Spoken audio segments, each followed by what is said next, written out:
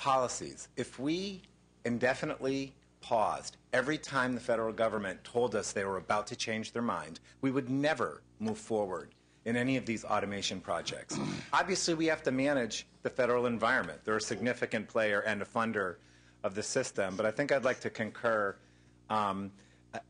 The idea that we don't know when it's coming, it might be a year, it might be 10 years, they won't put it in writing. I think we have to look first at what we need for our programs and our constituents, and not put so much of our policy making and of our strategy going forward on this constant effort to change what is an ever-changing sort of federal environment.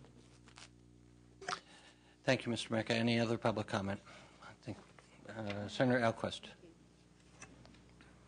I'd like to emphasize the point Mr. Mecca made.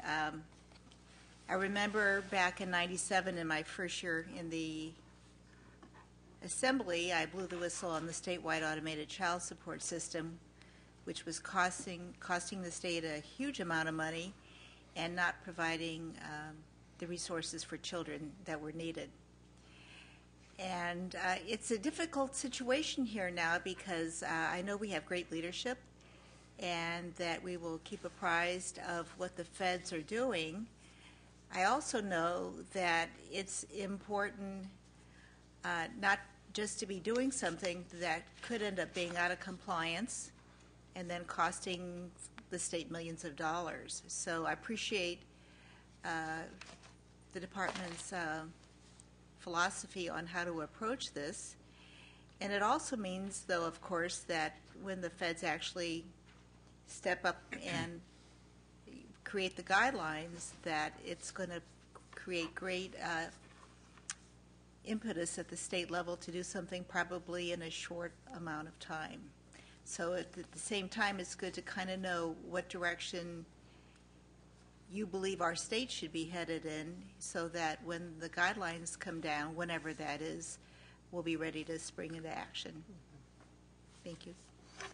I think these are all really good comments. I remember back in that period of time when I was still in local government and county government, actually going to caseworkers who came screaming to our board and the difficulty of, and some of it was cultural and some of it, I bring this all the time, about IT programs and actually when they actually go into effect, and Mr. Mecca's comments about talking to the caseworker. So I remember going to caseworkers and saying, okay, put me in your chair, we'll do a ride-along, tell me on a specific case how this works. And I think what left me through that process is the amount of pressure that caseworkers are under right now and the dysfunctionality of the system and the challenges they have in real-world time amongst the most unimaginable conditions and the pressure on them to do the right thing and get it right, and then having the system come in that's supposed to help them that just further complicates things. So it's just really important. I appreciate the comments by everybody, but particularly Mr. Mecca, that we get this right and time out, but we make sure we get it right, and we don't. Although we're aware of, as Senator Alquist said, our federal responsibilities, we don't, to use Mr. Mecca's comments, chased after them, which is somewhat related to all of these IT projects. Yes. Mr. Chairman, John Wordlaw, Office of Systems Integration. In response to Senator Alquist's comment, we do have a very strong partnership with our federal partner. We have weekly meetings with them, and the tone that we're getting from the federal government relative to this particular proposal is one in which they understand the state's situation financially.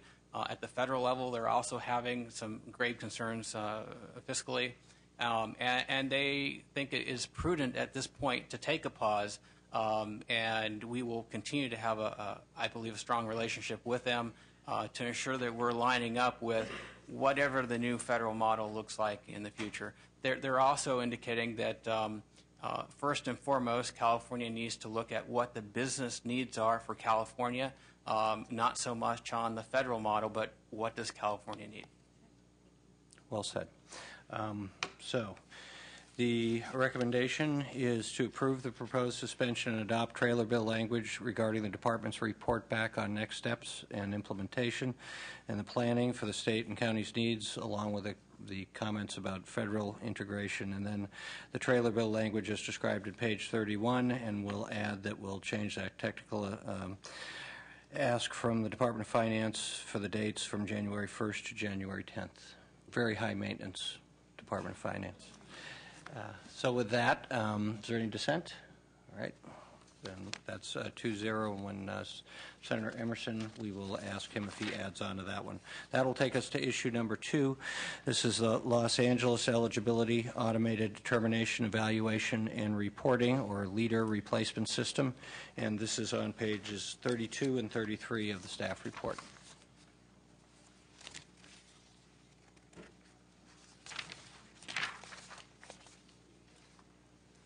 Welcome.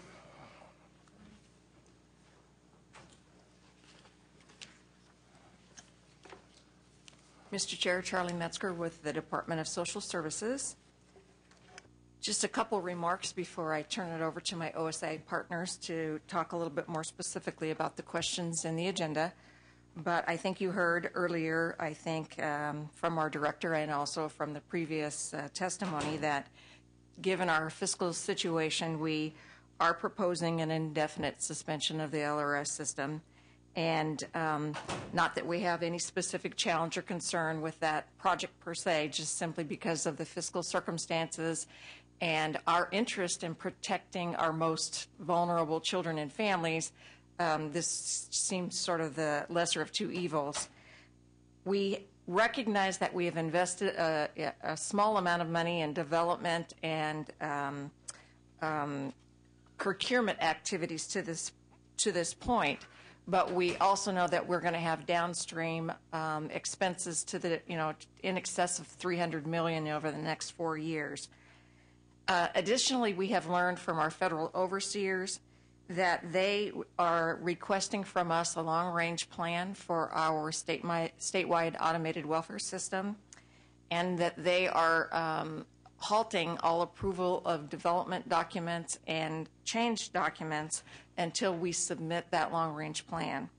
So we as a department are reserving a small amount of money for LA County to continue the efforts to look at alternative approaches and options, and we will continue to work with them as well as with our federal overseers on the long-range plan and hope to have solutions for that county and the state in time for the expiration of the LEADER contract in April 2015. So I'll turn this over to Debbie Rose with the Office of Systems Integration to respond to the questions in the agenda. Good morning, Debbie Rose with OSI. Specifically, the first question on what has the department or LA County been doing to sort of respond to perhaps LRS not being developed. LA County had planned on being on LEADER through 2015 and has begun looking at some of the riskier areas in their technology. The county is working with the vendor to develop a plan to upgrade their software, which is the most at risk due to lack of support. In parallel, OSI has been looking at other technologies that can be used with many of our legacy systems to deal with application maintenance issues such as outdated programming language. We would have to work with the county to see if any of these types of technologies could work for their system, and also look at other additional ways to mitigate risks, perhaps through other modernization efforts. We have been in discussions with USDA Food and Nutrition Services. They have verbally indicated that they would be amenable to a sole source extension of the current contract if it's within the context of the long-range vision for SAWS. In terms of the current documents, we have a implementation advanced planning document for LRS and their LRS contract with the feds, and they have agreed to review it, but again, they won't approve anything until they see this long-range vision. One more comment I will say is that the department, along with the agency, Health and Human Service Agency, and along with counties and CWDA, are jointly working together to present and prepare a long-range plan for the SAW systems. And that is something that we will jointly then present to the federal overseers once we are all comfortable with that ultimate document. And to the legislature. Absolutely. Okay, thank you. LAO? Erica Lee with the LAO again. We agree with the staff recommendation to essentially pause rather than to suspend indefinitely LRS. As mentioned, I know that the stakeholders as well as the department are working on the said long-range vision for SAWS, and we obviously believe this is an important step in the right direction for the department. We've said in the past that there should probably be 2 rather than 3 or more systems, and so thinking more long range on the SAWS is an important issue, one in terms of cost savings and just efficiencies. So we also believe that during this pause, in addition to looking at what this long range plan would be, that the department, OSI, and the project staff look at what the current LRS plans are for the new system and compare that to what the long range plans would be to see how much of the work they've already done can actually be salvaged and not sort of done over again in terms of expenses and time. And thirdly, we would say that based on that analysis, that the administration should come forward with their new plan for LRS, whatever that might be. This will, in the long run, help with what this long-range plan is, but also in the short term to help LA County meet its automation needs. Thank you. Oh, and I also wanted to add a couple key dates. Sorry about that. As mentioned, the federal government has said that they will participate in funding the current system. However, the contract ends in 2015. They've only agreed to pay or participate until 2013. So there is some urgency in terms of getting things done, planned specifically. And also a second date is earlier. It's November of this year, and that is when the current contracts that have been presented to OSI and LA County essentially expire. There may be time to renew or push out that date, but those are just a couple dates that we have in mind, and we feel that there is some urgency in terms of getting things done. Thank you. So timeline's important. It's important for both the LAO, and I think it's important for us, obviously. Senator Alquist? Thank you. We've seen this issue before, and I have a couple questions. It can take courage to pause, to recommend that. At the same time, that, of course,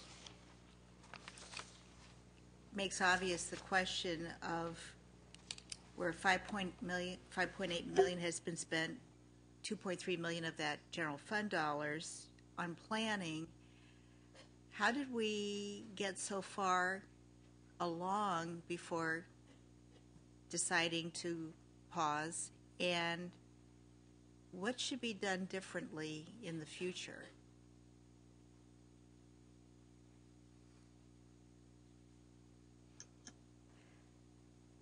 Charlie Metzger again. You know, from our vantage point, this project was very important to all of us to move forward. It has been on our agenda for a number of years because of the aging infrastructure that is part of the leader structure.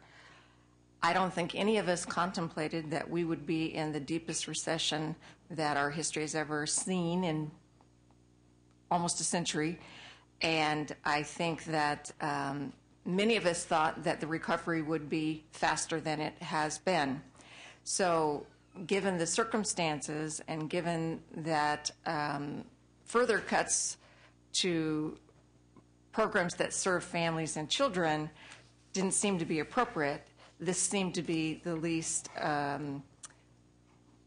cause the least damage overall. It gives us an opportunity to go back and reassess, and hopefully we won't lose the benefit of all of that $5.8 million worth of expenditure, because much of that hopefully we'll be able to utilize in whatever option we decide to move forward with. So I don't think any of us contemplated taking a pause, but it has been coming for the last 3 years. Just a final note on that point before I go on to the next one. I still think that that's a lot of money spent to kind of figure out now that it's a problem. You know, a couple of years ago even, when the financial situation was still bad, I think would have been the time to really have looked at this. And the other two pieces would be Leader uses COBOL, which is outdated, and the other piece is that Leader relies on proprietary hardware and software components created by the vendor, and that's just not a good idea, to be so dependent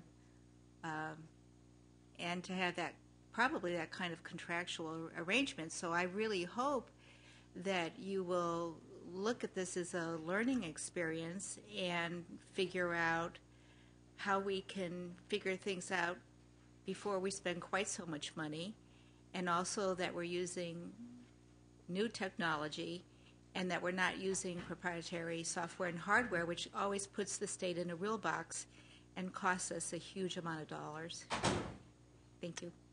Debbie Rose again with OSI, and absolutely, Senator Alquist, we have looked at that as a major lesson learned for all of our projects. We can't have proprietary software. It is expensive. It doesn't relate to all the new technologies, and we run into this situation. What is good is that in many of the projects we see today, there is off-the-shelf types of technologies that we're using. They're open-ended. They work with each other, so that when there are significant changes, those technologies can work and they're compatible, and we're not spending a lot of money. Thank you. Great comments. Okay, public comment.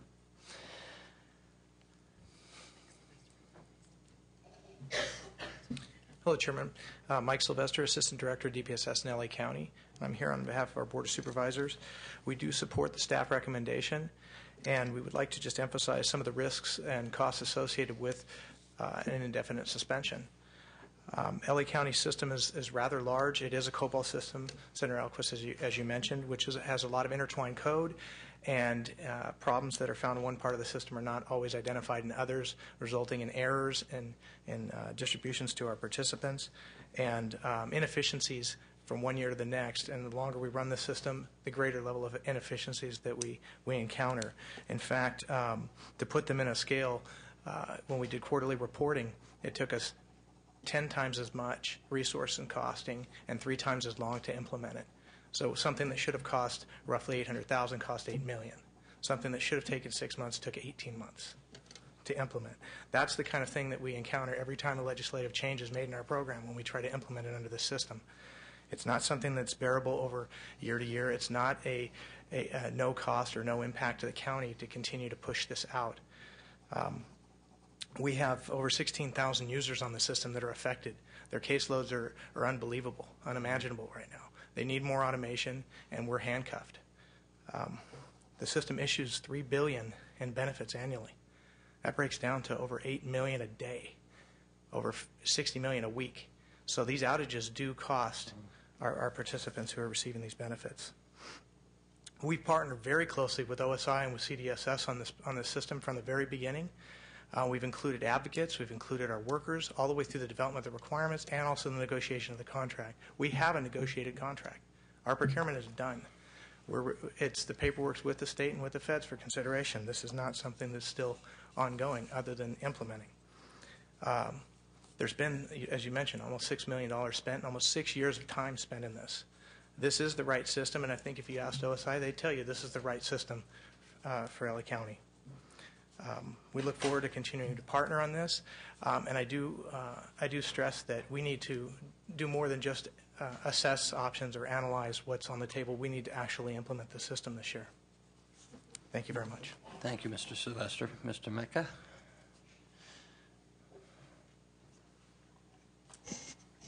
Thank you, Mr. Chairman. Frank Mecca with CWDA. For the reasons already stated, we also oppose the indefinite suspension and support the staff recommendation. I would just like to say that we have a very successful welfare eligibility automation strategy in our state.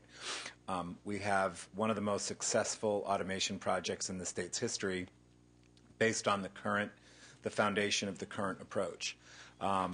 And we're confident that we'll be able to maneuver yet another changing federal environment and maintain sort of the core principles of the current approach. We really appreciate the invitation by this administration, by Secretary Dooley and the Department of Social Services and OSI to engage us in a discussion of how we might modify to some degree our current strategy while maintaining the core principles of it, and move forward from a federal approval standpoint. We're confident that we can do that, and we think the staff recommendation gives us the time and the room to be able to accomplish that. Thank you. Good morning, Mr. Chair and Senator Alquist. My name is Simeon Gant, representing Service Employees International Union, and we oppose the administration's proposal to suspend the LRS program. Our members who are charged with having to actually implement the program have found it to be sufficient and efficient for their jobs. And so for that matter, we just feel that we should continue on with the program, LRS, and not squander the state's money that's already been invested in this program. So we just want to say that we also support the recommendation by the staff and appreciate your time.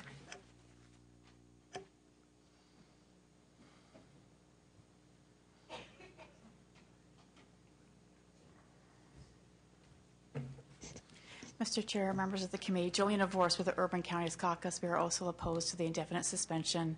We support the staff recommendation. As previously noted, Los Angeles County has spent a lot of time and resources on implementing this system. They're ready to go, and an indefinite suspension would obviously harm their ability to provide services to their clients and their constituents. So we would oppose the indefinite suspension, but appreciate the staff recommendation and support the staff recommendation for a one-year delay. Thank you. Thank you.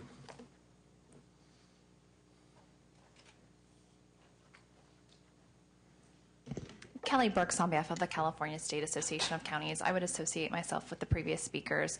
We're appreciative of the staff recommendation, and we oppose the administration's proposal for indefinite suspension. Thank you. Thank you.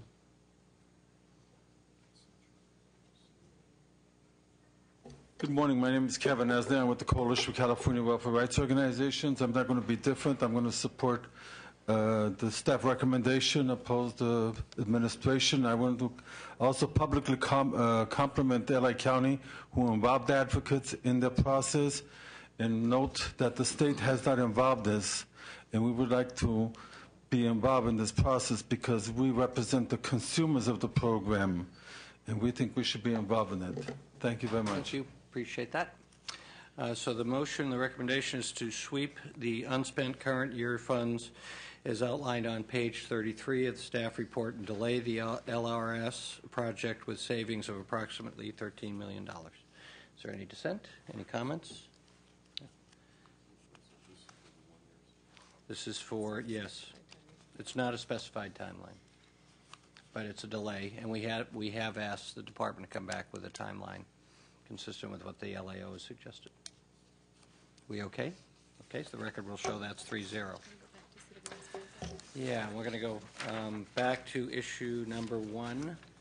For Senator Emerson, we had a vote on issue number 1, and it was, the motion was to, this is on the Child Welfare Service Web Project. You're an aye? Okay, so the record will show that was 3-0, and that will take us back to Social Services issue number 3, proposed amendments to the CalWorks trailer bill language from March in SB 72, and this is on pages 34 and 35 of the staff report.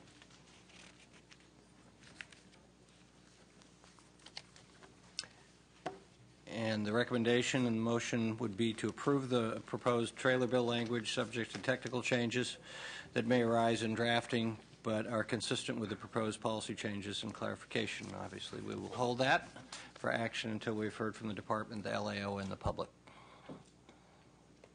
Mr. Chair, Pete Chervinka, Department of Social Services. Your agenda does a good job laying out on page 35 what that language does. These are technical changes to what was previously enacted in March as part of the discussions we had at that time. If you'd like us to walk through that, Charlie Metzger, we'd be happy to do that for you, but we're here to answer questions if you have any on any particular items. Maybe you can just address question number 2.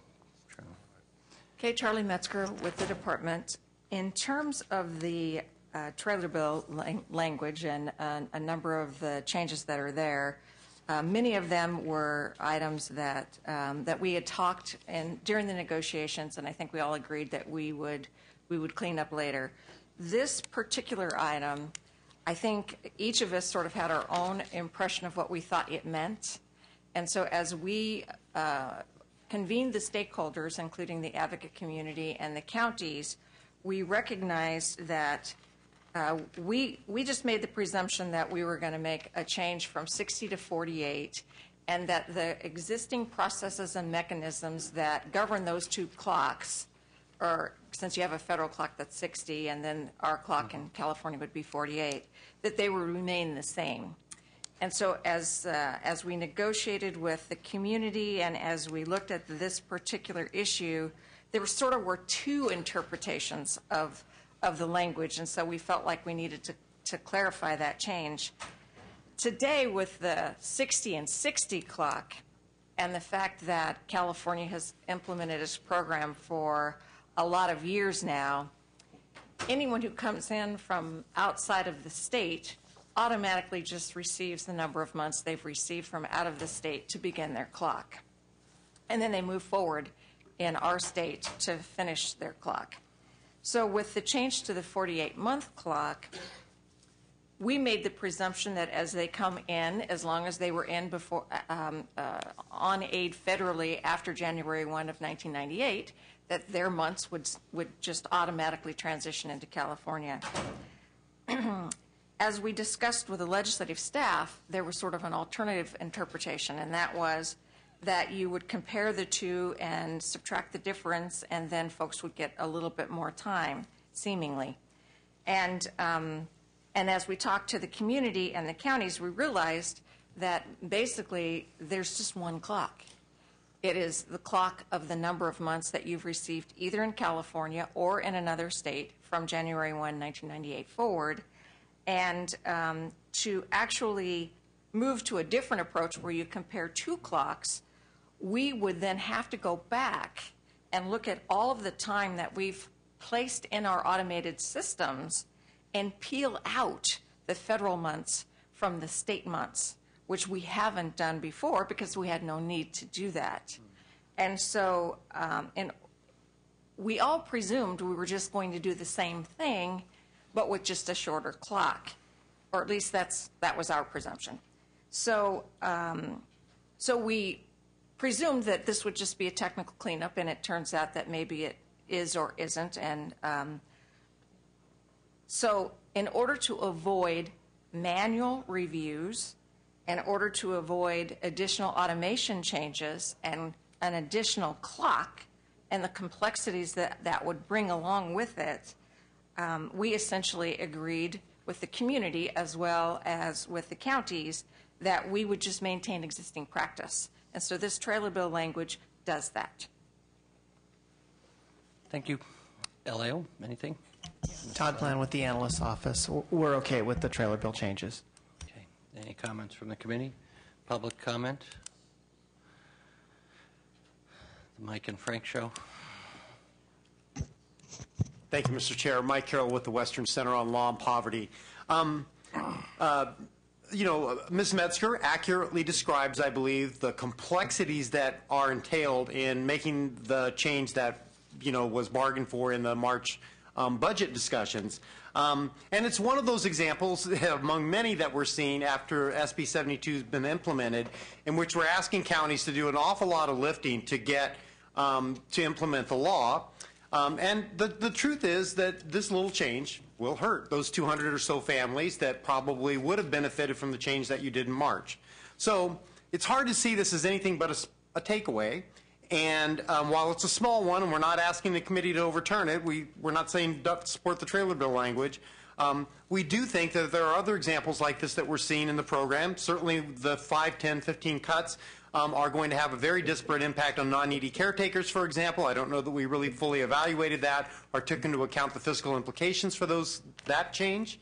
But we don't see those kind of proposals coming forth from the department to discuss those. It only seems that we see them when we're doing slight takeaways like this. So we would encourage the committee as they go forward to take a strong look at those issues also and make sure that we're not harming folks in other programs too. Thank you. Thank you, Mike. I think that's a point well taken. We talked about this, months ago when we went through this about the cumulative effect, particularly to the weakest of the weak. So we will remain steadfast and, with your help, try to keep an eye on those things. Mr. Mecca. Thank you, Mr. Chairman. With respect to the issue of the dual clocks, our members feel pretty strongly that the amount of effort required to maintain a dual clock system for the number of clients would be pretty difficult to administer, though we completely understand the policy that went in behind the thinking of holding them harmless. From the standpoint of sort of other changes, Mr. Harrell just sort of jogged something. The non-needy caretaker relative, I think we need to think about who that person is. This is a grandparent, an aunt. They're not themselves needy, but they're not likely well off generally, and they're taking care of abused and neglected children or kids at risk of abuse or neglect as an alternative for those children going into the foster care system. Some of them are probate guardians. Some of them are just informally the guardians of those children. But we believe a really large number of the non-needy caretaker relatives are caring for these children who are pretty vulnerable. The size of the cut, the 5, 5, and 5, obviously we're talking about a cut of, for some people, about a third of their grant. Our members are convinced will, for some people, mean the difference between being able to care for a child outside of foster care and having to, against what they would love to do, actually relinquish the child to the foster care system, which will cost us more. That's an example of the type of impact that the safety net cut that was made because of the state's condition would have on people. And this is a specific sort of unintended, I think, consequence that could cost us more, certainly will cost those children, and certainly would likely cost the state. So however this sort of budget unfolds, that particular population, I think, requires a little bit of extra attention and review as well. No, I think, not to belabor the point, but we want to stay engaged with you, and to the degree you and Mr. Harrell can engage our staff and me, that's I think, really important to the thoughtfulness of this whole process. We don't want to lose 5, 10, one family that because we weren't really thoughtful about this. I know staff feels the same way, but we still have to get the savings. So, any other comments or questions? Do I need to reread the motion? We okay? So the record will show that the motion stands and it's unanimous, which will take us to item number 4. These are proposed amendments to the IHSS trailer bill language from, again, March. That was SB 72. And again, the staff report is on pages 36 and 38.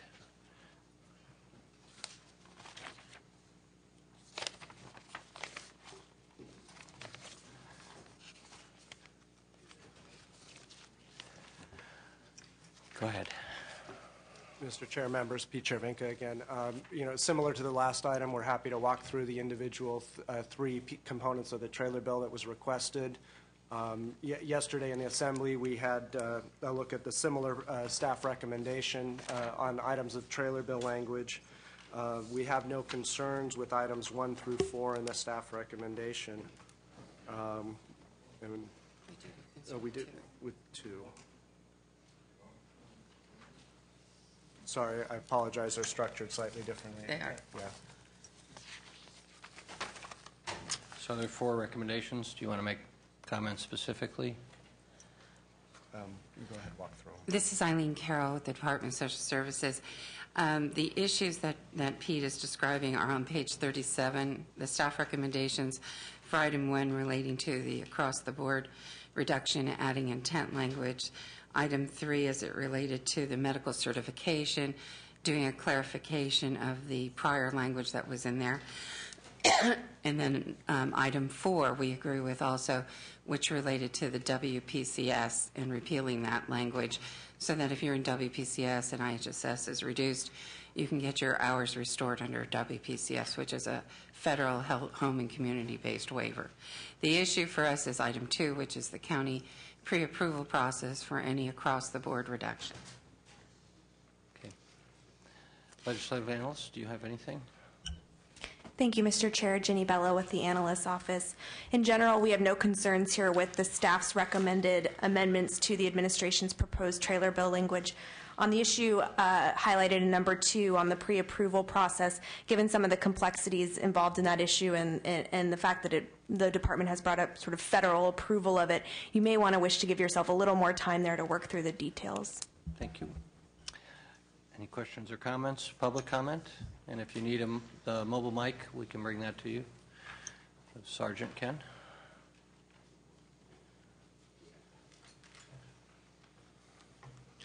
Good afternoon. Good afternoon, just barely. Yes.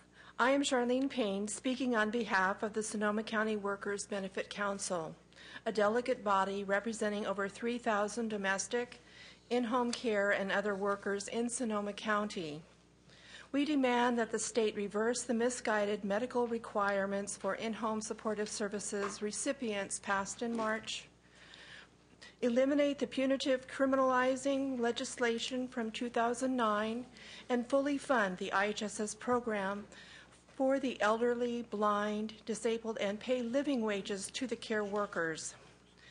This legislation has struggled to deal with the current budget crisis before and after the collapse of the housing market. For years, Democratic legislators answered our demands for fully funding the IHSS program by blaming the Republicans for their refusal to raise taxes, while the Republicans blamed the Democrats for raising taxes and bankrupting the state.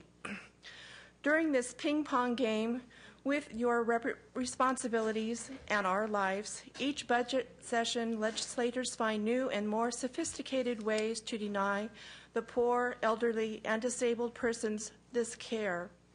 In-home support services workers are not paid enough to afford enough food to feed their families now.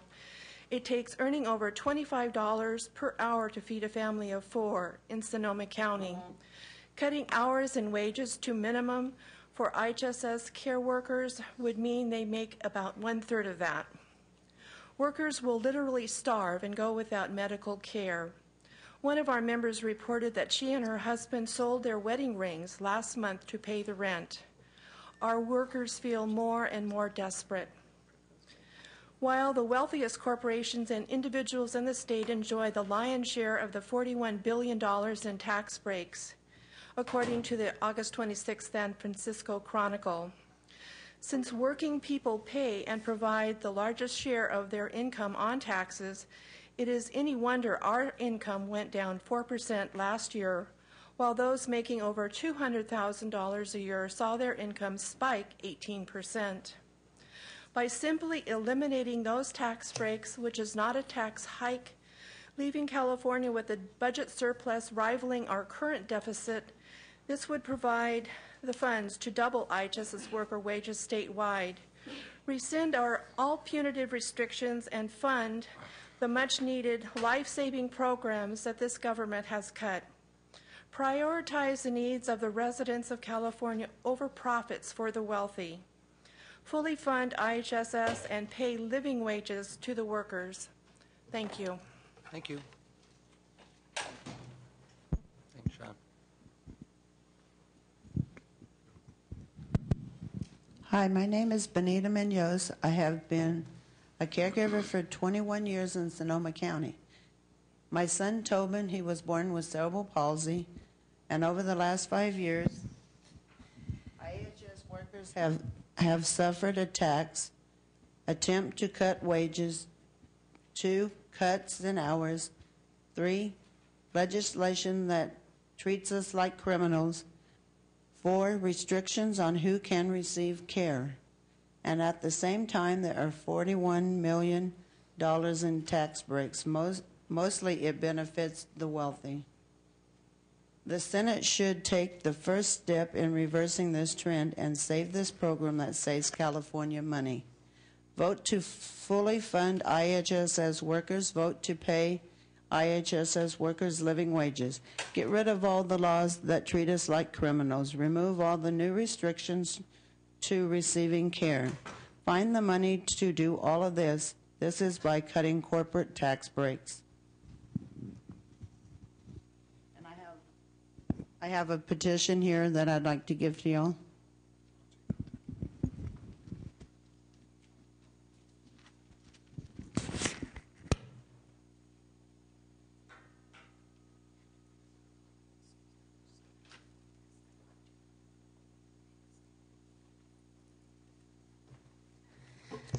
Deborah Doctor, Disability Rights California, speaking in support of the staff recommendations here. Thank you very much for your work on this.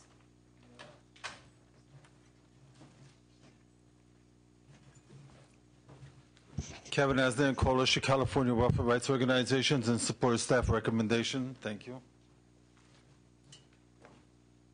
Okay. Anyone else? Thank you. Thank you for your comments. Thank you for coming today. So the recommendations are that on page 37 there are 4 staff recommendations. The first one is to amend the proposed intent language. That is 3-0. On item number 2, to reject the proposed elimination of the pre-approval process and other things related, the vote is 2-1. On item number 3, which is replace rather than delete, as proposed in the continuing language, the vote is 2-1. And then the last item, it is 3-0. Okay. Thank you. Thank you. Which will take us to issue number 5. This is proposed trailer bill for IHSS provider exclusions, and these are on pages 38 and 39 of the staff report. Ready? Go ahead, please. Again, this is Eileen Carroll with the Department of Social Services. The administration is proposing through the May revised budget process a request in current year that creates a state-only funding source of $1.2 million in general fund in order to pay those who were federally ineligible IHSS providers retroactive to November of 2009. These are providers who work for a recipient who is Medi-Cal eligible, but because they are on federal lists, the Office of Inspector General, they are not, the state is not allowed to claim them under federal reimbursement. So we are asking for $1.2 million in current year to pay the federal government for the cases actually that we have already sent to them. We currently have 144 providers that are on the list out of 400,000 IHSS providers. 91 of the 144 continue to work in the program and incur further claims. So the first part of our ask is the $1.2 million to take care of the claims that we need to reimburse the federal government for. The second part of the ask is looking at language that would look at provider eligibility requirements for the sole purpose of having to avoid creating a state-only program and to avoid the state making false claims to the federal government. We are recommending minimal change, but sufficient to align current state statutes with the federal minimums. I can go through what we're proposing. The federal minimums have 4 areas. 3 of them are very similar to what we call Tier 1 crimes already. They apply only under circumstances where someone has committed a crime within a health care facility or delivering health care. And they look at any criminal conviction for the delivery of service under Medicare. They look at a criminal offense related to abuse or neglect of a patient. Convictions of federal or state felony fraud, for instance, but again, only in response to looking at a healthcare institution where the activity would have occurred. The 4th one is a little different. This one doesn't apply only into a situation of whether or not you're providing medical care of any kind in an institution or through a doctor's office. It looks at any felony drug convictions in connection with the drug manufacture and distribution or sales of drugs, or any healthcare practitioner that is being a provider or supplier. Under these situations, what the trailer bill is proposing is that when a county reviewing someone's core report, they would send the provider, if they had one of those conditions, a self-certification form asking them if they meet one of the 4 federal conditions. If not, we would treat them under what we call Tier 2, the 12305.87 statutes, and allow them the option of a recipient waiver. If they answer back yes, then that would qualify them on the OIG list, which is the Office of Inspector General's list, which is a federal government list. In addition, the statute that we're requesting includes the OIG list onto the legislation so that it's clear that we're going to be looking at that. CDSS's proposal would ensure that IHSS program meets the federal minimum exclusionary requirements and avoid the need for a state-only program. Senator Alquist. Thank you, Senator Saunier. I just wanted to say that I commend you for wanting to protect IHSS recipients from dangerous convicted criminals, but I do agree that this belongs in a policy committee setting. In fact, I carried legislation last year, SB 892, to make consistent DPH crimes for SNF workers to DSS crimes for RCFE workers. And it's much more complicated than I thought it should have been. I'd be happy to work with you in the future, but I also think it belongs more in the public realm. Thank you. LAO, you have any comments? Given the complexity of this issue, we recommend that you give yourself some more time to really work through the details on this one. Bless you. Everybody, bless you, or gesundheit, however you feel, to show that we're all sensitive to Republican staffers. Oh. And they're hardworking, good few people. Karen Kiesler on behalf of the California Association of Public Authorities, and we strongly support the staff recommendation. This is a far more complex area. Just in terms of the statute that you passed last year that established the two-tier crimes, CAPA has submitted 12 pages of questions to the department to get clarity on some of those exclusions that are in state law, and we still don't have responses. I know they're working hard, but we're still confused in some instances about the exclusionary crimes that exist now. When we reviewed the federal regulations, we saw that some pieces of the Office of Inspector General list, their list of exclusionary crimes, are only 5 years, and yet the previous administration has been asserting since 2004 that to conform to federal law, we need a 10-year ban tied to the exclusionary crimes. So the discussion needs to be whether we go down to 5 years to really conform on some crimes and others at a higher level. Also in their language that they've suggested, they're suggesting to repeal part of the statute for the public authority registries so that the people that we're screening that are Tier 1 not eligible, they're striking the language where we would right now be prohibited from having them on our registry, and that doesn't make any sense. If a person can't get paid in the program because they have a Tier 1 disqualifying crime, the statute should be in place that they can't be listed on a registry. We shouldn't refer somebody out that couldn't get paid. So there's technical problems with the language and a larger conversation that needs to happen. Thank you. Well said. Yeah, Kevin Aslan, Coalition of California Welfare Rights Organizations. We support the staff recommendation. This is a policy issue, and we've seen too many policy issues being resolved in the budget. Shouldn't be. It's basically abrogating the whole process that we've had for a long time. Thank you. Thank you, Kevin. Hi, Christina Boss-Hamilton with United Domestic Workers. We are also in support of the staff's recommendation that this firmly belongs in the policy committee. Thank you. Okay. Well, the recommendation is, and the motion is, to reject the proposed trailer bill language and to reject any portion of the proposed funding that is attributed to the use of the state level suspended in an eligible list for Medi-Cal providers, which is not specific to the narrower sections of the state statute that apply to the IHSS program. I think just reiterating what Senator Alquist said, I think the legislature wants to work with you. We know it's complex. We wish it wasn't so complex, but we need to have these discussions at a policy committee. And is that vote will be 2-1. Thank you. Item number 6, IHSS Public Authority Administrative Funding on page 39 and 40 of the staff report.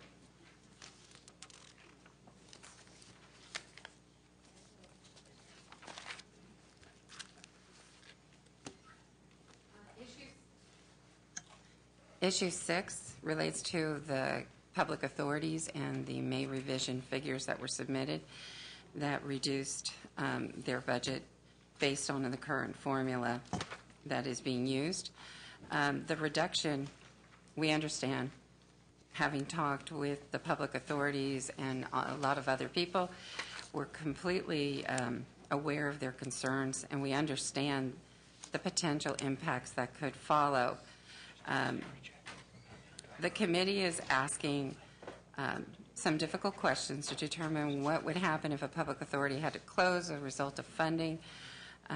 First, let me say that it would have a negative impact to the program, to the counties, to providers and recipients. But statutorily, basically, if a county's public authority closes, statute requires the county to act as the employer of record for collective bargaining purposes. The other current public authority responsibilities could be shifted back to the counties. For those counties who have also delegated the provider enrollment process responsibility to a public authority, they would also need to assume full responsibility for this function. Leo? I'm sorry. I didn't mean to interrupt. Go ahead. I'm moving to the second question. Yes, please. Okay. Sorry. Jumping ahead of you. CDSS in 2009 previously worked with the public authorities and CAPA and created the current funding methodology that you see before you. It was determined that the allocation methodology should be weighted using 3 significant components for the IHSS program. It looked at their approved budget by the Board of Supervisors. It looked at their actual expenditures in 2008-9, and it looked at IHSS caseload at 25%. The methodology also established a minimum allocation for the 20 smallest counties based on the 08-09 expenditures, which is the $10 million in general fund. The formula was chosen as a middle ground to accommodate both the large and small counties. Having said that, it was a difficult process to get concurrence on. However, CDSS is willing to work with CAPA, who we think needs to be sort of the major player in making any decision as to what formula we move forward with. And we're certainly open to exploring those alternative methodologies. Thank you. Is it safe to ask for the LAO? Thank you, Mr. Chair. We view the decision of whether or not to restore funding for the public authorities to the level in place in SB 69 or in March of an issue of legislative priorities. But we are very supportive of the trailer bill language that directs the department to work with the public authorities to establish a new funding methodology for the public authorities going forward. Thank you. Finance? Jay Kapoor with the Department of Finance. We are opposed to the augmentation. We're also opposed to the trailer bill language, but we're okay with working with CAPA and the stakeholders to develop a new methodology potentially. Well said. All right, we'll go to public comment. Karen Kiesler again with the California Association of Public Authorities. And just to correct, we're not asking for an augmentation to public authority funding. We're asking for a recommendation, and we strongly support the staff recommendation. This cut of the state general fund is only $2.2 million, but the accompanying loss of federal and county dollars makes it over $7 million altogether. That's layered on top of cuts that have happened since 2009-10. Back in fiscal year 08-09, public authorities statewide were getting about $60 million. We'll crashed all the way down to $24 million, and with this new May revised cut, we'd go down to $17 million. I tell you, this is the truth, that there will be public authorities that will close their doors.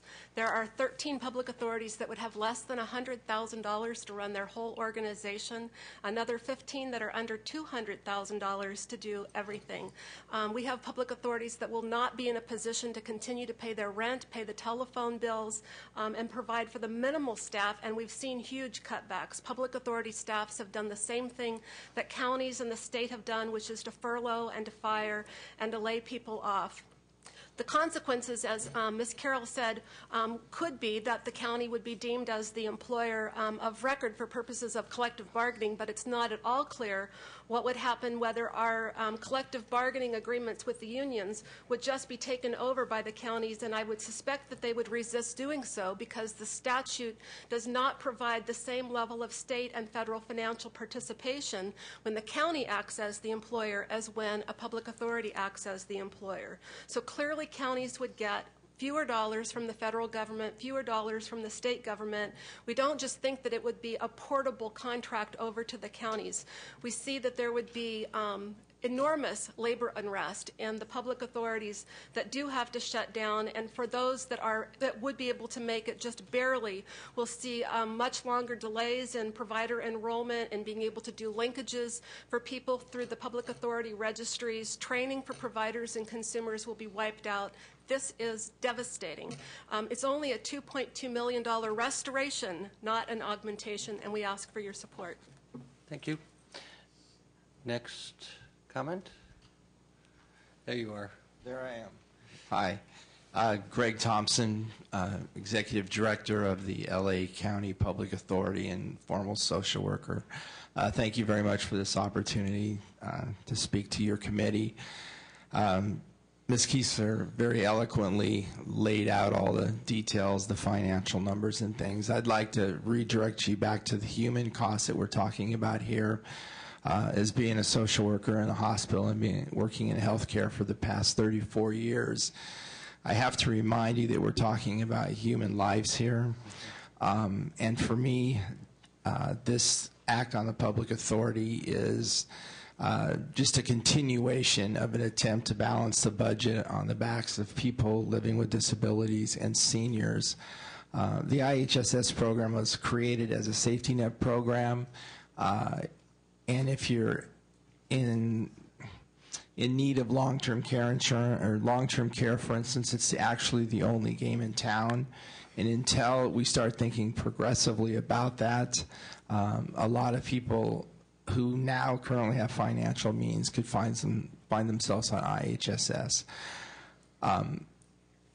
The other thing that I think that we've forgotten way back when this started in the early 70s is this program was supposed to be about the people that it serves, and the motto was nothing about us without us. But yet decisions keep being made about our lives by people that are knowledgeable but have indirect connections with us.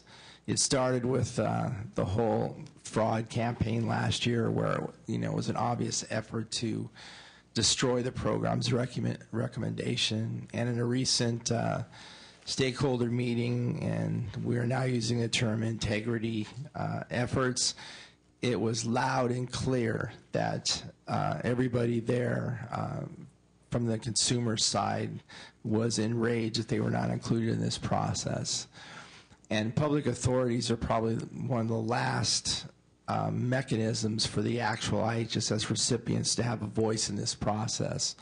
So besides all of the numbers and the financial savings, please consider the fact that if you take away the public authority, you're taking away the voice of people that are living with these disabilities. So I encourage you to consider this. Thank you very much. Thank you. Once a social worker, always a social worker.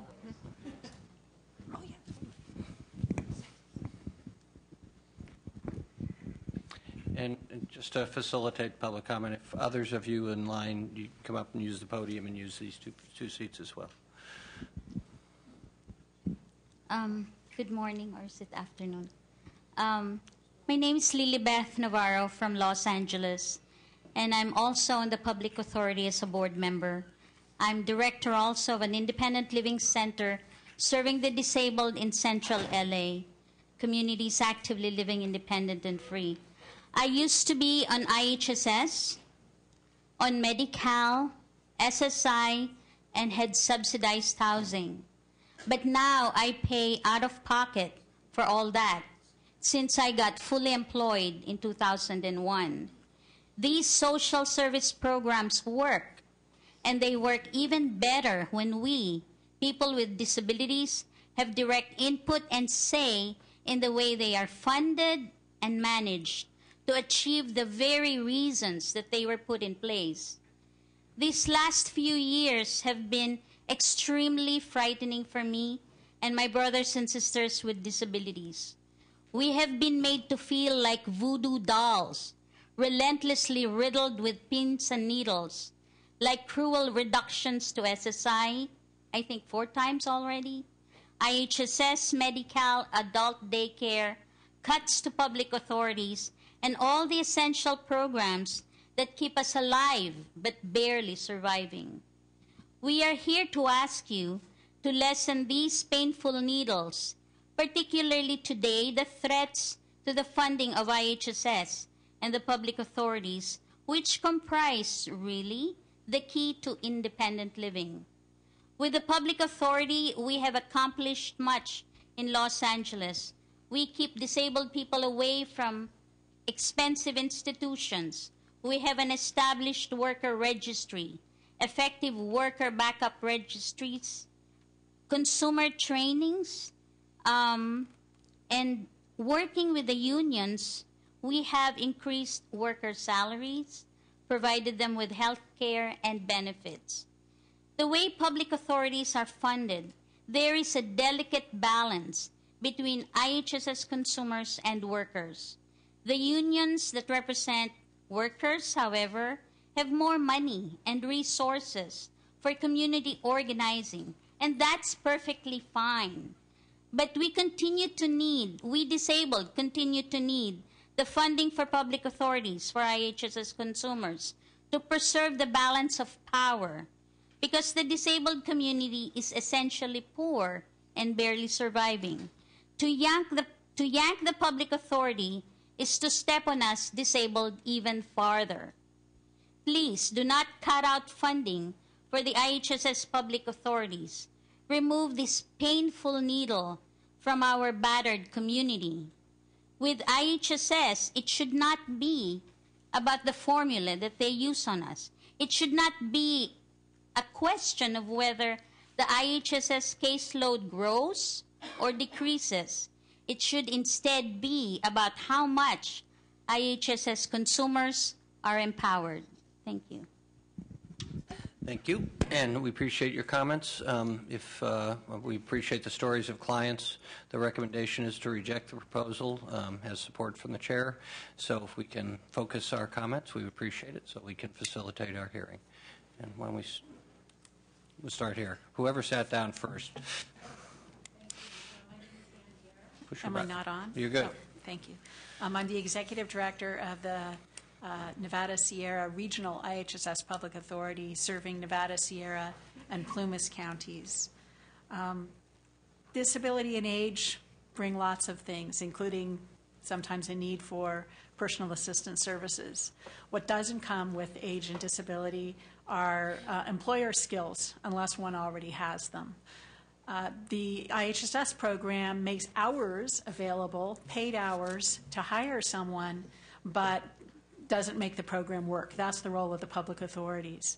In the counties that we serve, we not only provide referrals from the registry and provider trainings, we work to provide training and support one-on-one to consumers to be effective employers and to make this program work for them. We work in part of a larger system with coordinating with other service providers, senior service providers, behavioral health service providers, regional centers, and the Independent Living Center in order to make sure that consumers of theirs who use personal assistance services are able to achieve their independent living goals, whether it be to become employed or to transition from an institution. The cuts in 2009 reduced consumer access to our services. We don't have the same hours of availability that we did prior to that. We do have a consumer governing board and it's very important. Our emphasis is really on meeting consumer needs. If these cuts stand as being proposed, we will be reduced to sending out a consumer-generated list of people that has no relationship to what the consumer's needs is in terms of the IHSS program. Please don't let that happen. Thank you. Thank you. Deborah Doctor from Disability Rights California, also speaking as the former executive director of the Alameda County Public Authority in 95-98, and if it will earn me any bonus points, a social worker back in an earlier life. I thought you were going to have short comments. That's what I was thinking. We support the restoration, and for this reason, over these years, I've heard legislators express concerns about the IHSS program, that consumers shouldn't be on their own to hire and fire workers, that background checks needed to be done, that IHSS program was deficient if background checks weren't being done, if criminal background checks weren't being done. It's the public authorities who do those things. That's who helps people become employers, helps them hire and direct, and does the background check. So it seems inconceivable to me that, considering all those conversations and the successful history, that obliterating them would even be on the table now. Thank you. Thank you, Deborah. Good morning. Thank you for your previous support, and I'm going to be very brief. I'm Donna Kalame, Executive Director of the San Francisco IHSS Public Authority. I want to set a larger context for these cuts. We as a nation and as a state have to address the provision of long-term services and supports. It's a daunting and major policy issue that we have to address. So many people coming forward are facing it in their families. They want to know that safety net services like this are in place. I'd like to suggest that the Wave of the Future, a foundational program for long-term services and supports, is a self-directed program where people hire an independent provider. It's the independent provider mode, where a consumer hires their attendant of choice for the assistance they need.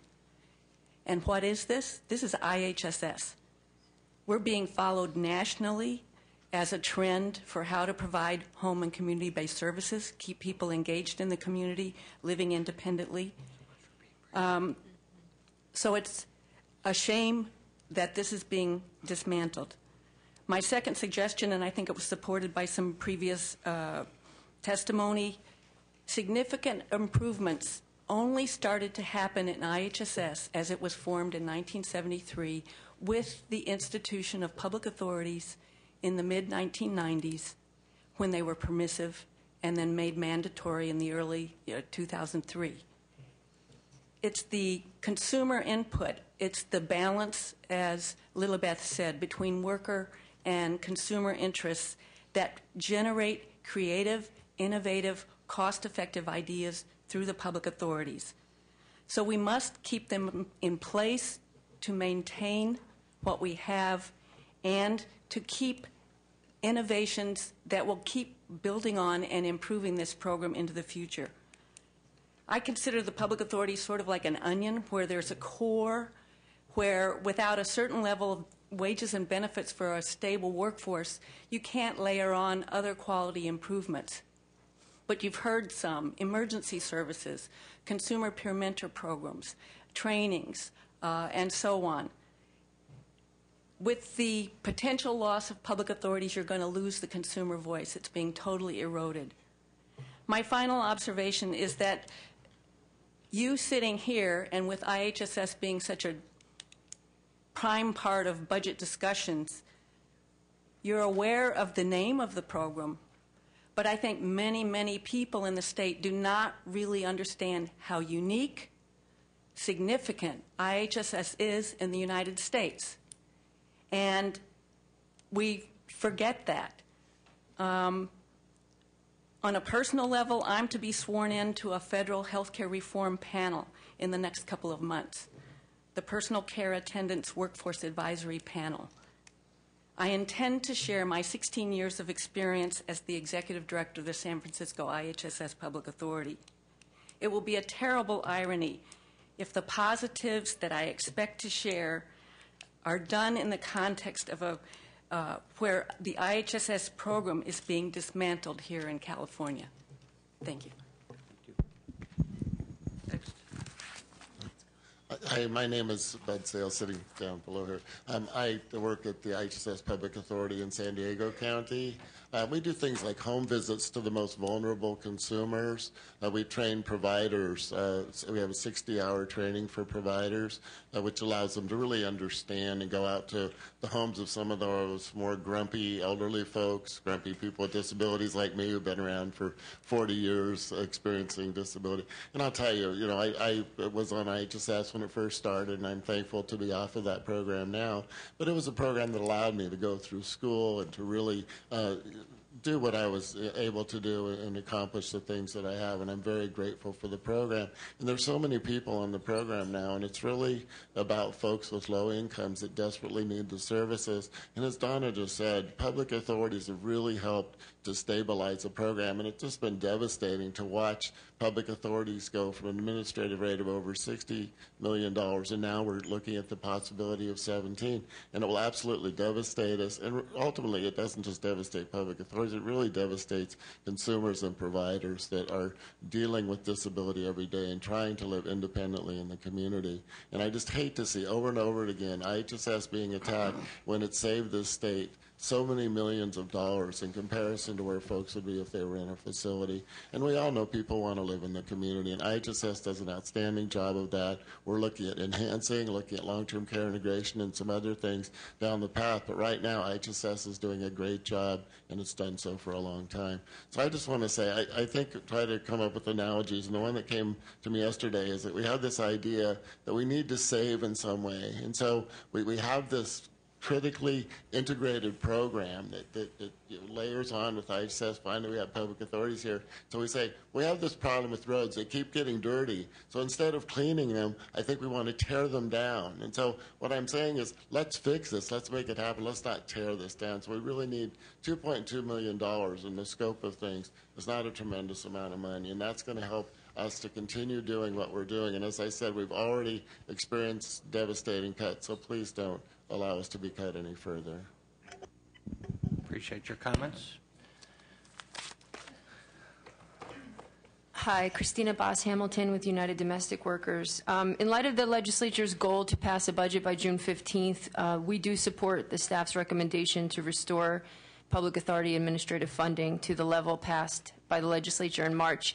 We believe that public authorities should be funded to the degree necessary to fulfill their duties mandated by law. And we also believe that the state should be very well informed about the costs that are associated with providing these mandates, more so than they are now. Thank you very much. Thank you, Christina. Yes. Hi, this is... And then after the speaker, we'll go to Mr. Tom. With Sean? Yes, there you go. Hi, I'm Helen Lopez from San Bernardino County. I'm the IHSS Public Authority Director there.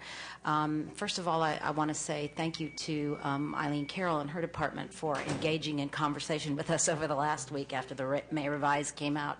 I think it was sort of the effect of an overlay of cuts that happened in 09 and 08, even that far, and our existing funding methodology that ended up with us being in a place that no one really intended us to be in terms of funding projections for next year.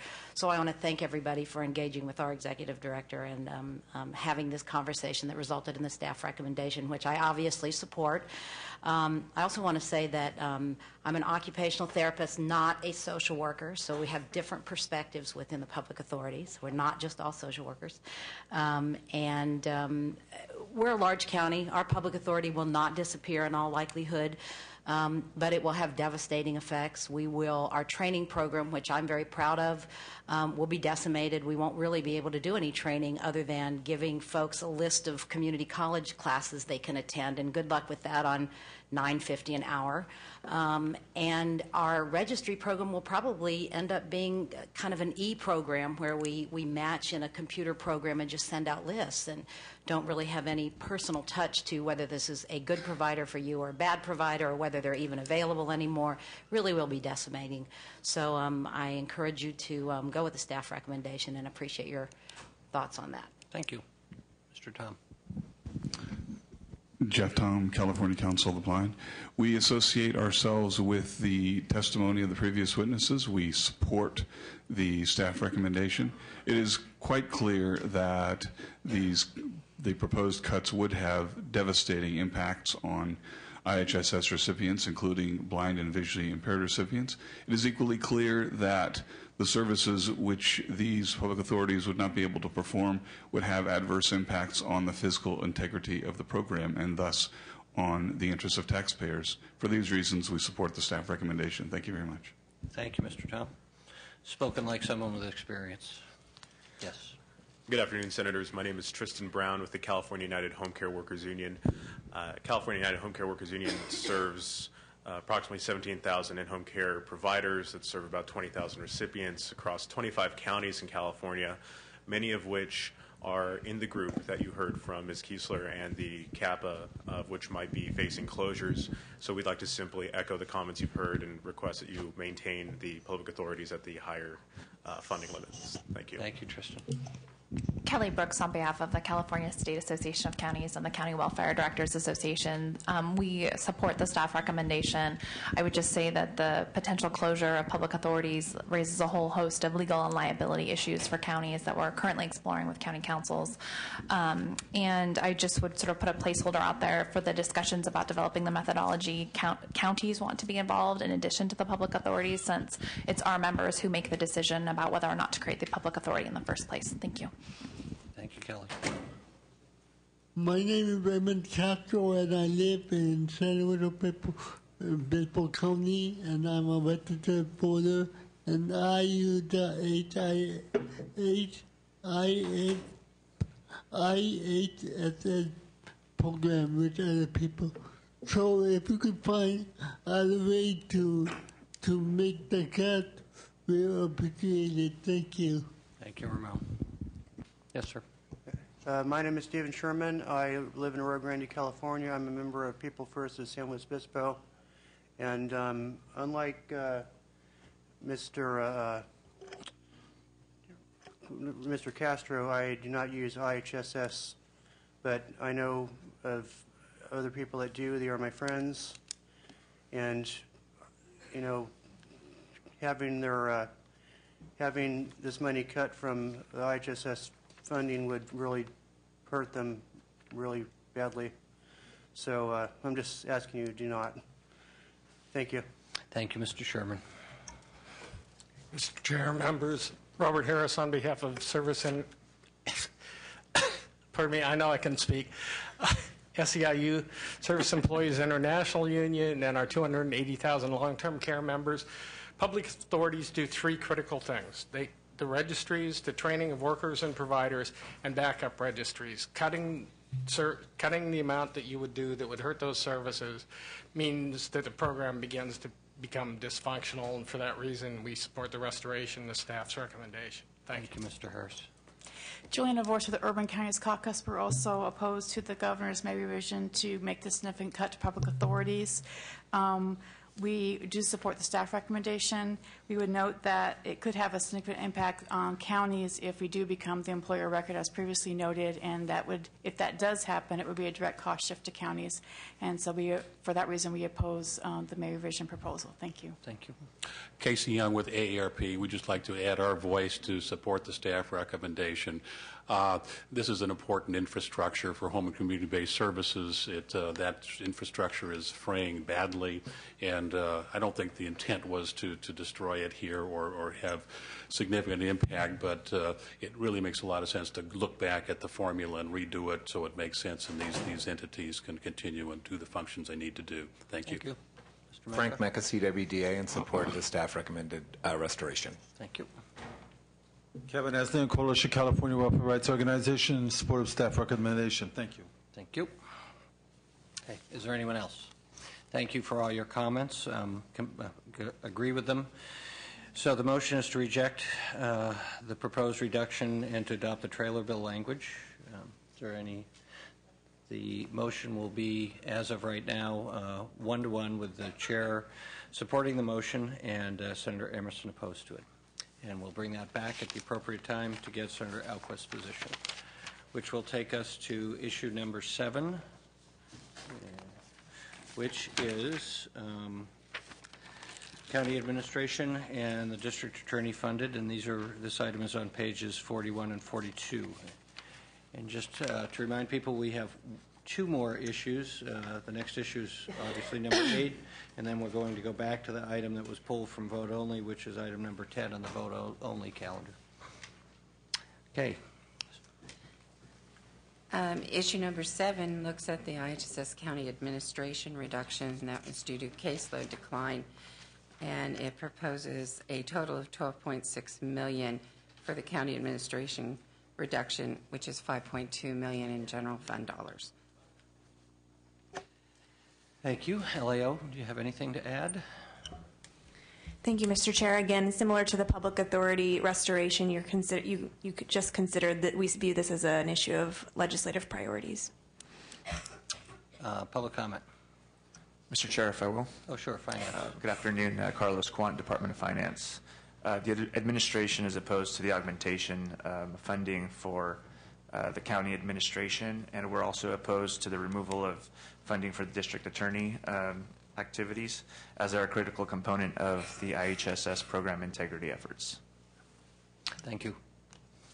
Thank you, Mr. Chairman. Frank Mecca with the County Welfare Directors Association. Like the public authority issue that you heard before, the legislature decided and agreed to, with the governor, a hold harmless for a caseload reduction because of the really significant effects those reductions would have on our ability to administer the program. Over the last couple of years, you know, we've administered a punishing amount of policy changes in this program, and we've done it with a completely underfunded social work infrastructure. The hold harmless that was negotiated as part of the March budget is as important now as it was then. We simply can't do the job of implementing the cost control measures that you want. We can't do the job meeting the expectations of clients, monitoring their well-being with the reductions that we've taken. Social workers in the IHSS program case manage about 400 cases. And it's simply an untenable situation. The hold harmless that was negotiated is a minor sort of amount that you'd provided in acknowledgement of the significant underfunding of the program. And we would suggest, in the spirit of a state-county partnership, where the counties have been administering what I think everyone has to admit is an almost unrealistic number of changes, very complicated changes, in incredibly unfair short time frames. So the arguments in favor of the hold harmless were as strong then as they are now, and we'd support the restoration. I should say, for the record, we're not in support of the funding source. The funding source for the anti-fraud activities, some of those funds are actually used for other administrative purposes. We know you have to set priorities. There's way more legitimate needs than there is funding.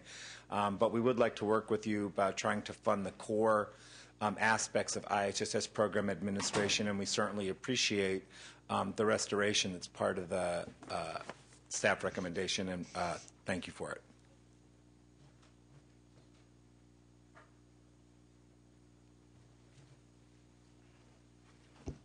Chair, members, Robert Harris with SEIU.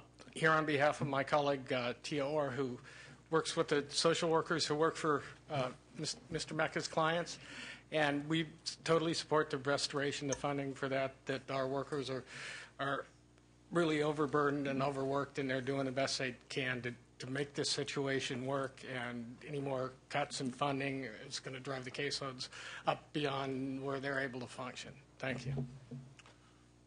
Good afternoon, Mr. Chair and Senator Emerson. Corey Salzillo on behalf of the California District Attorneys Association.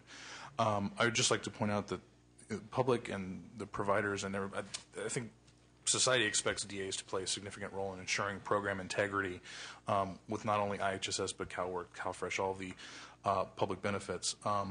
We know that this money is useful in helping DAs investigate and prosecute public assistance fraud. We assist DHCS investigators. We play parts in multi-jurisdictional task forces. We know that despite the reports about the light amounts of fraud that exist in the system, we know that the possibility of investigation and prosecution is a strong deterrent. The counties that have the ability to prosecute these crimes will be diminished if this money goes away. The expiration of the VLF funds on June 30th means that several specialty prosecution units go away. This is likely to be one of them. DAs have already laid off attorneys, and that's not going to stop.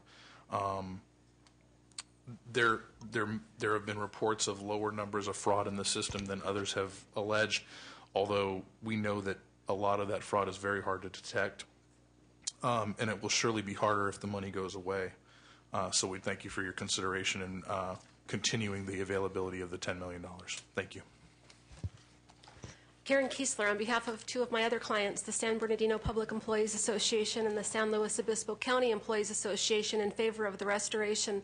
And then I want to say on the DA money that for my other client, the California Association of Public Authorities, we polled the public authorities and counties to find out whether this money is just being used on DA activities or other activities. And as Frank Mecca said, there is a substantial portion of this money that's called county DA money that's actually used for provider enrollment.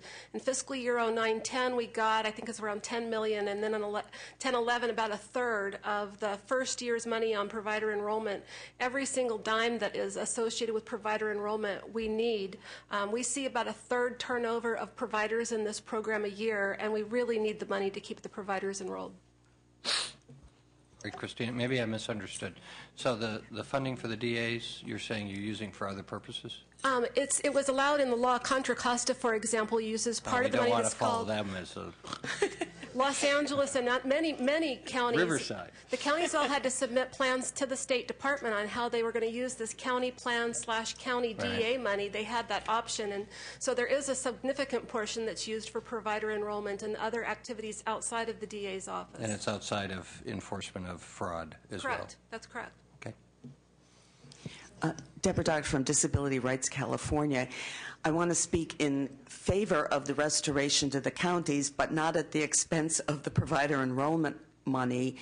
The restoration of the county money is important because we have, speaking on behalf of applicants and consumers for IHSS, we have counties that, because of staff shortages, are taking months beyond the statutory deadline to assess people and get them enrolled in the program when they're eligible, and that's really a severe problem. People are likely to be going into much higher cost care if they're not able to even get an application done on IHSS, but we do not want that at the expense of this important provider enrollment function. Thank you. Kevin Aslan, Coalition California Welfare Rights Organizations. We strongly support staff recommendation, especially the taking out the $28.4 million for law enforcement. Basically, there's proof that it's really not achieving anything. Fraud is not that rampant as people were making it out. And if they want to have a certain amount set aside for enrollment, that could be set aside specifically only and solely for enrollment. Thank you.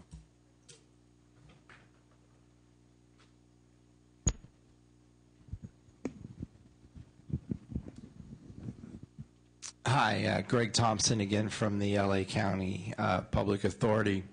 I'm torn on this issue. I fully support funding the efforts for social work and the efforts that the public authorities and the counties are doing in the background check process. But I really struggle with continually giving the district attorneys money without any evidence or any accountability of what they're finding with this money. I know as the director of the public authority, we review a tremendous amount of background checks. We've probably looked at almost 160,000. And to this date, we've eliminated less than 130 people. So this rampant fraud thing, it has to stop until we actually see the evidence. When you implemented the Tier 2 crimes in LA County to date, we've eliminated 35 people. However, 33 of their consumers have applied for waivers, so they'll be reinstated after a tremendous amount of paperwork by the Department of Public Social Services. So we basically have eliminated 2 people. So when you look at the money that you've spent chasing this fraud since 2006, at some point I encourage you to ask for some serious report back from them on what they're actually finding. Thank you very much. Hey, it's an interesting discussion. The staff recommendation is to reject the proposed reduction of county's fundings from March to May and reject the continuation of the $28.4 million for county district attorney activities. So that's the motion. Senator Emerson's a no, the chair's an aye, and we will hold that over, obviously, and open for Senator Alquist to come back and opine. Mr. Chair, Finance?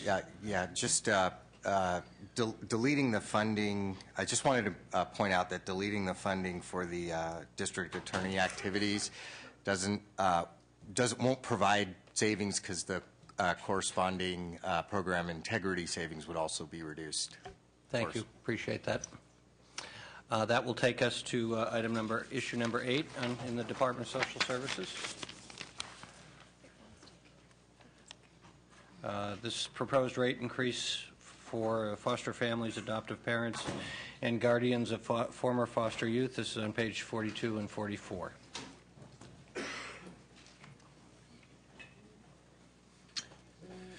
Welcome. Thank you. Thank you, Mr. Chair and members. Greg Rose, Deputy Director for Children and Family Services at the Department of Social Services.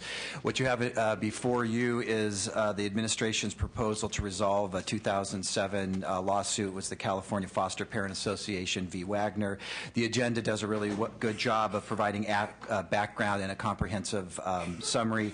I'll just supplement with a few additional details that is based on the questions in the agenda, if that's okay. That'd be great.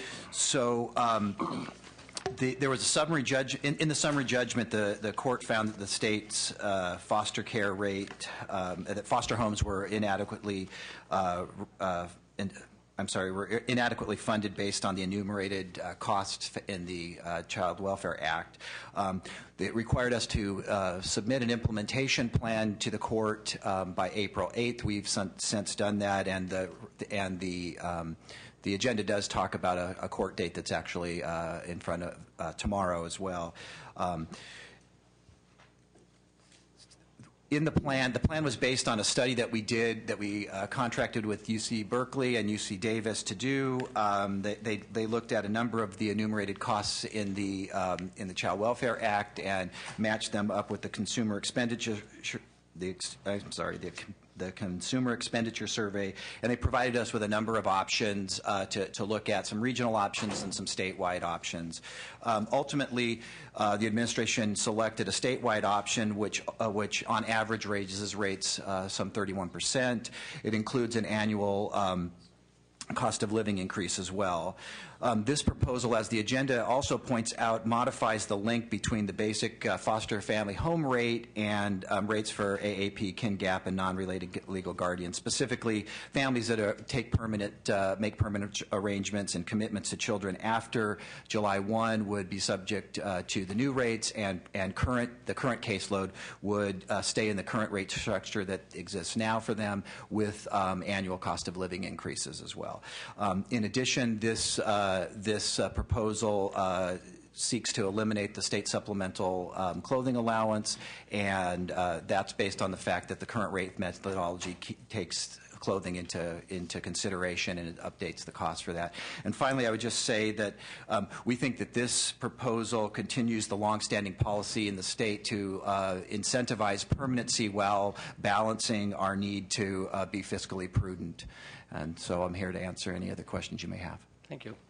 LAO? Christine Fry, LAO. As was previously mentioned, the governor's proposal would include an increase to prospective AAP cases to keep the AAP rate equivalent to the new foster family home rate. The legislator does not have to set the AAP rate to the foster family home rate.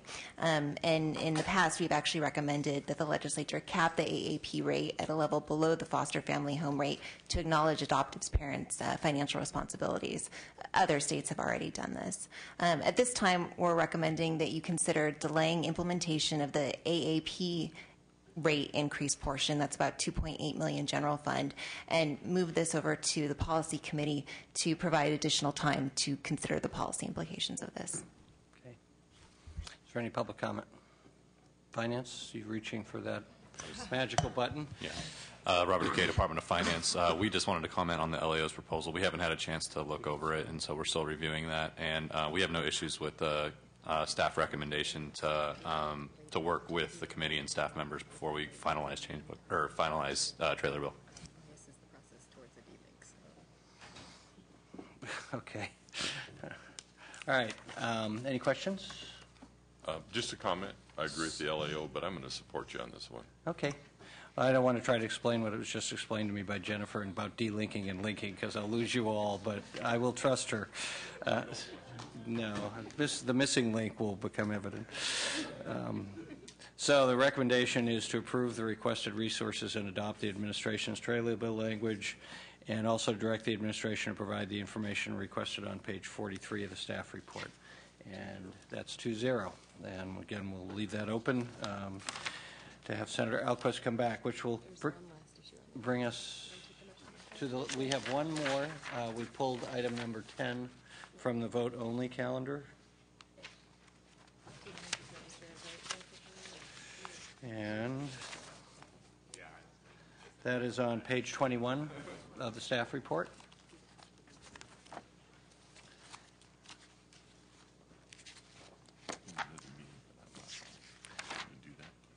Can we do that? Sure. So Senator Emerson has indicated his support of the staff recommendation. We wanted to hold this open because we understood that there was some public comment. You want to do a brief report on the recommendation? Go ahead. One of you push your button. the moratorium. Speaking of delinking. Yeah. It's lunchtime. The moratorium, we had asked for an extension on the moratorium largely because it has allowed us to move some of our resources to work on other important priorities, including congregate care reform, most specifically trying to establish rates for intensive treatment foster care, multidimensional treatment foster care, and other kinds of things that would build out our continuum of care. Well done. Public comment. I'm Doug Johnson with the California Alliance of Child and Family Services. First of all, I want to just thank you for allowing me to make public comment at the end of such a long hearing for everybody. We do not oppose the one-year extension of the moratorium. I'm here today just to ask for one minor modification to it. One of the elements that is required in the moratorium is for program capacity increases. And this is a very technical issue, but the problem is this. As overall caseloads for group homes have continued to decline, group homes need the flexibility to reduce their program capacities quickly as their placements in their programs decline. This is essential because of the rigid nature of the current rate setting system, where those rates are determined in part using a formula that is 90%, it's fixed, 90% of the program's licensed capacity. So as the number of kids decline, if they cut their staff, if they don't reduce their program capacity quickly, they face audit exceptions. On the other hand, over time, because of the continuing large decline in group home placements, which is a good thing as we've developed alternatives, some programs simply go out of business because they no longer are viable. Once that occurs, county demand for the remaining lower number of group home beds comes back. And in that case, then the remaining group homes need to increase their capacity, if they've reduced it before, back up to that level to meet county demand. And so that kind of flexibility is essential to keep this system healthy, even though overall caseloads are declining gradually and continuously. And so what we would ask you to do is extend the moratorium, but eliminate program capacity increases from it. It's also my understanding that this is largely workload driven, and my understanding as well is that the processing of program capacity increases, those applications are much less intense than for new providers, new programs, and RCL increases, all of which I think are much more detailed to process, and I think also require a provisional audit at the end of them, which a program capacity increase does not. Anyway, that's my request, and we hope that that the committee and the department will be open to it. Thank you again so much for leaving the item open and giving me the chance to testify. Thank you. Certainly makes sense on just off of the face of it. Do you have any comments? Do you, it's suggested to me that you have some latitude to be able to work under this, even with the moratorium. Yes, just for the record, we had 7 exceptions or exemptions last year. 3 of them were for program capacity issues. We were able to process all of those under with the existing language. But so you'll continue to be thoughtful about it. Yeah. Okay. Thank you. So the motion is to approve the recommendation, and Senator Emerson has indicated that he's in support of that. Senator Alquist. So for the record, that'll be 3-0. Okay, and then we're going to go back. Thank you, gentlemen, very much. Thank you to the LAO. Thank you to Finance. Thank you for not being shy about jumping in there. So we need to go back to the open items, which is item number 6, IHSS Public Authority Administration funding. And Senator Elquist indicates that she supports the staff's recommendation. Likewise for item number 7, you're supporting those. Both those are rejections of the proposals. So for the record, that'll be 2-1, I believe, on those. And then item number 8, proposed rate increased for foster care families and other specified categories. The motion was to accept, I believe. So Senator Elquist is a yes on that. And then were you here for the last one? We're done. Thank you all. Thank you, staff, for all your hard work. And thank you for being patient. We are adjourned.